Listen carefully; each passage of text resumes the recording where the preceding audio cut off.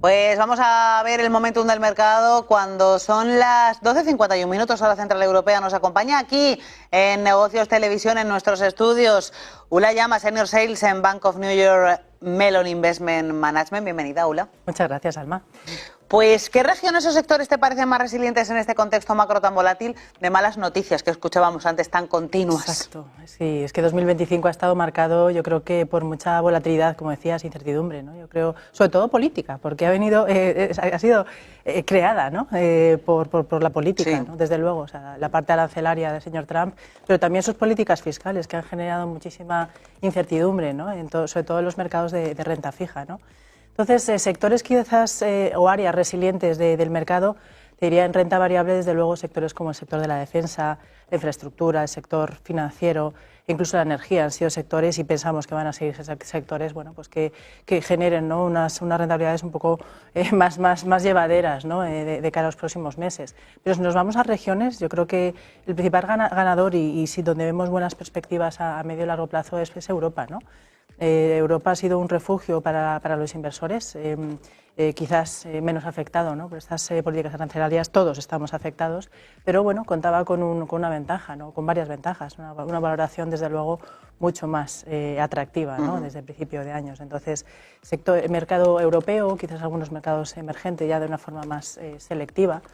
Y en renta fija, bueno, pues de nuevo, ¿no? La volatilidad, bueno, hemos visto tires al alza, hemos visto curvas de tipos empinándose, sobre todo en Estados Unidos, también en Europa. Y desde luego, puntualmente, en momentos puntuales de mercado, spreads o diferenciales de crédito también ampliándose de una forma muy abrupta, ¿no? Nosotros pensamos, bueno, que si buscamos resiliencia en los mercados de renta fija, desde luego nos iríamos de nuevo a la renta fija europea, ¿no? Tanto soberana como corporativa. También hay un nicho de mercado muy interesante en la renta fija, que es el high yield global a corto plazo, ¿no? Porque a corto plazo es mucho más sencillo prestar, ¿no? Tienes más visibilidad, estás reduciendo el riesgo de crédito, estás reduciendo el riesgo de spread, pero también de duración, ¿no? Entonces, nos parece como un poco la perita en dulce, además de nuevo, en algunos mercados emergentes, crédito emergente sería un área, bueno, pues a considerar si queremos rentabilidades ajustadas a riesgo. Hablar de largo plazo en este contexto tan marcado por esa incertidumbre. Justo. Reserva Federal, Banco Central Europeo, políticas monetarias, no diría que antagónicas, pero sí muy diferentes en los últimos meses. ¿Cómo están influyendo esas políticas tan divergentes en el apetito por el riesgo de los inversores institucionales? Correcto, hay muchísima divergencia, ¿no? Hemos pasado un periodo de unos años en los que casi prácticamente así han ido a la par, ¿no? Subiendo tipos de interés y casi sincronizados bajando, ¿no? en algunos casos. Pero sí que vamos a ver mucho más divergencia a futuro, ¿no? Desde luego, apetito por el riesgo, vemos, si comparamos Estados Unidos con Europa, Estados Unidos está en una situación muy diferente, ¿no? Muy dispar. O sea, han tenido un crecimiento, sobre todo el primer trimestre de este 2025, bueno, relativamente fuerte y bueno, con una inflación que veíamos que se iba conduciendo, ¿no? Por así decirlo, y bueno, y aflojando para los estadounidenses. Desde luego, los datos de mayo de inflación no han sido quizás tan buenos, tanto inflación general como inflación subyacente. Y tenemos un escenario en el que el desempleo sigue siendo muy bajo, tienen un buen nivel, ¿no? del mercado laboral, vacantes por encima de las solicitudes. No vemos que la Fed, ¿no? La Reserva Federal, pueda bajar de momento tipos de interés, ¿no? Y eso contrasta muchísimo, bueno, pues con Europa, y por eso hemos visto esa diversificación fuera de Estados Unidos, ¿no? Aquí en Europa, bueno, pues el precio del petróleo, por distintos motivos, pero ha ayudado muchísimo. Esa debilidad del dólar también nos ayuda a comprar materias primas a un precio, bueno, a un mejor precio. Y luego, bueno, pues hay otros derivados, ¿no? Que es los planes de algunos países, como por ejemplo el de Alemania, ¿no? Para mejorar el crecimiento a futuro y de inversiones muy interesantes, ¿no? Con tipos de interés mucho más bajos, bueno, pues hace que al final el apetito por el riesgo se haya movilizado, ¿no? de una parte al otro del océano. Nosotros pensamos que además de cara a 2026, porque bueno, está muy bien hablar de corto, pero vamos un poquito más allá, ¿no? Si pensamos que quizás y esperemos que la incertidumbre de esta guerra arancelaria, bueno, pues la dejemos un poquito atrás, con los fundamentales que vemos para Europa, esperamos que al menos ese diferencial de crecimiento que se había ampliado muchísimo entre Estados Unidos y Europa, pues quizás se cierre un poquito, ¿no? Y eso es un poco la perspectiva. Ula, ¿crees que el mercado ya ha descontado por completo las bajadas de tipos de 2025? Que con el Banco Central Europeo las tenemos más o menos claras, con la FED también se abre un escenario un poco más complicado. Desde luego, sí. Bueno, yo creo que hay que decir que el mercado es bastante errático en general para predecir los movimientos de los tipos de interés, ¿no? Nosotros en BNY tenemos un gráfico que va a 50 años y realmente lo que muestra es que el mercado generalmente se equivoca, ¿no? Cuando piensa que el movimiento de los tipos de interés va a ir en una dirección, realmente el mercado suele estar equivocado, ¿no? Por eso también es muy importante la gestión activa en la renta fija, porque realmente se puede añadir mucho valor y alfa a través de buenos gestores de renta fija, ¿no? Dicho esto, en Estados Unidos pensamos que el mercado, bueno, pues ha ido muy lejos, ¿no? Las expectativas de bajadas de tipos. Nosotros somos, quizás ahora se están ajustando también, pero nosotros pensamos que de cara a la última parte del año podríamos ver como mucho a lo mejor una sola bajada de tipos y no nos resultaría tan extraño no ver ninguna. Es decir, con los datos que estamos o que tenemos hoy en día en la mano. Ya sabes que esto es muy data dependiente, ¿no? Esto decir. Y en Europa, bueno, yo creo que las expectativas están un poquito más, probablemente más ajustadas, ¿no? Aquí esperamos una bajada de cara al tercer trimestre, pero vamos a ver qué pasa en la última fase, ¿no? Esto sería más complicado. Un al menos es un poco lo que esperamos nosotros. Citabas al principio de la entrevista, al principio de nuestra charla, ese mercado de renta fija que está ofreciendo yield atractivos. ¿Estamos viendo una rotación significativa desde la renta variable? Desde luego, es que es un activo muy interesante a considerar. Yo creo que desde la caída del mercado de renta fija, bueno, y también de todos los mercados, ¿no? En el 2022, los años desde el 2023 y 2024 hemos visto desde luego, bueno, pues mucho más interés por esta clase de activo, ¿no? Que antes realmente, antes de 2022 no ofrecía demasiada de rentabilidad, ¿no? Ahora vemos que efectivamente, ¿no? Las yields son más que atractivas, los fundamentales son atractivos, tenemos bancos centrales que están ayudando, ¿no? A la renta fija en ese sentido y bajando tipos de interés, o al menos en pausa, que eso ya también es importante.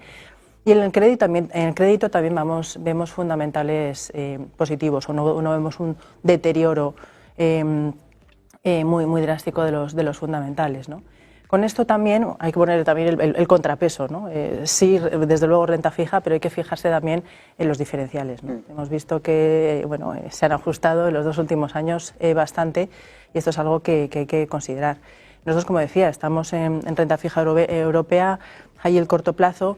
Nos parece muy interesante también áreas como el retorno absoluto, sobre todo ahora viendo que los monetarios van a dejar de tener una rentabilidad demasiado atractiva, a lo mejor que te pueden dar pues 1,5, a lo mejor a final de año vamos a ser...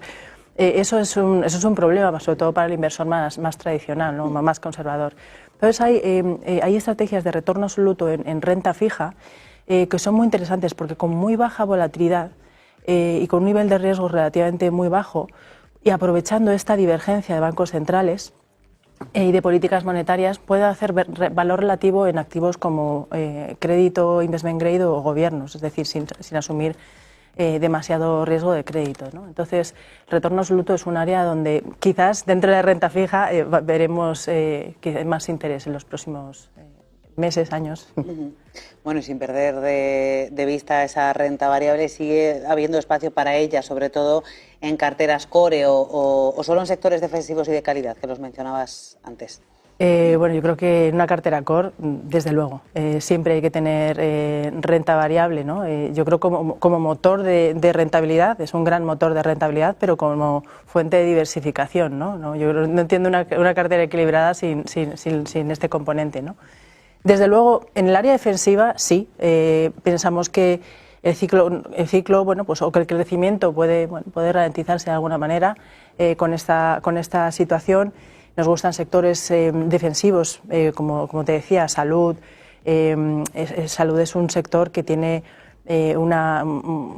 compañías que tienen márgenes enormes, compañías que son muy innovadoras y que a largo plazo gozan de tendencias como las dinámicas de población, el envejecimiento de la población, y que además no se han comportado también en los últimos 2 años, diríamos, ¿no? Entonces, desde luego, nos gusta. Hay otro sector muy interesante, también defensivo, que es el de la infraestructura, ¿no? Vamos a ver mucho más gasto en infraestructura y no es tan dependiente, ¿no?, del ciclo económico. Y si miramos otras áreas no tan defensivas, sino poniendo la vista en cíclicos, el sector financiero es un área que nos gusta, sobre todo algunos stock exchanges, ¿no?, que se benefician de volatilidad, que este es el escenario, y de volúmenes de negocio más elevados. Es un área interesante y no hay que dejar de lado nunca la tecnología. Ojo, la tecnología es un área de crecimiento, eso yo creo que es innegable. Sí es verdad que las valoraciones en muchos casos están más que ajustadas, ¿no? Entonces, bueno, si vamos a ver tasas neutrales más elevadas, tires al alza, podríamos ver aquí algún susto. O sea, que en tecnología desde luego, pero ojo con las valoraciones. Pues esas son las oportunidades de inversión que nos podemos encontrar en este contexto tan marcado por, pues eso, la incertidumbre, la volatilidad. ¿Alguna más que añadir? ¿Alguna cosita más? Bueno, yo creo que hay un área que ha estado quizás en el régimen anterior, en la pasada década, en la que teníamos tipos de interés muy bajos, un contexto de QEs. Yo creo que hay un área que ha quedado un poco abandonada, ¿no?, que son los dividendos. No todo el mundo es consciente de que los dividendos, de manera histórica, han sido el principal motor o el principal componente de rentabilidad de la renta variable. Y eso es muy interesante, ¿no? Creo que estamos en un contexto en el que, bueno, pues como te decía, ¿no?, las tires de los bonos van a seguir, ¿no?, sobre todo en Estados Unidos, en tasas relativamente elevadas, y eso pues va a favorecer a otro tipo de compañías, de sectores quizás más maduros, compañías, bueno, que tienen una estrategia o una historia de repartir dividendos de manera estable, sostenible, y además te encuentras con compañías que están en valoraciones súper atractivas, ¿vale? Entonces nosotros, por ejemplo, tenemos una estrategia que es el BNY Mellon, el Bank of New York Mellon Global Equity Income. Es una estrategia que está enfocada a compañías con alta rentabilidad por dividendo, que cumple con ese objetivo. Por un lado, generar retornos por la vía de dividendo, pero también a través de la revalorización, ¿no?, con valoraciones, como te decía, muy atractivas, y en general son estrategias con menor volatilidad. Pues nada, en busca de la cierta seguridad para el inversor que la quiera y en busca de oportunidades con más riesgo para quien lo prefiera. Hay de todo ahora mismo. Tenemos esa suerte en un contexto tan marcado por esa volatilidad. Ula Llamas, Senior Sales en Bank of New York Mellon Investment Management. Bienvenida, gracias por acompañarnos y hasta pronto. Muchísimas gracias. Pues pendientes de la actualidad, vamos con información de última hora, porque ya se ha producido la reacción del primer ministro de la India, Narendra Modi. Ha publicado un mensaje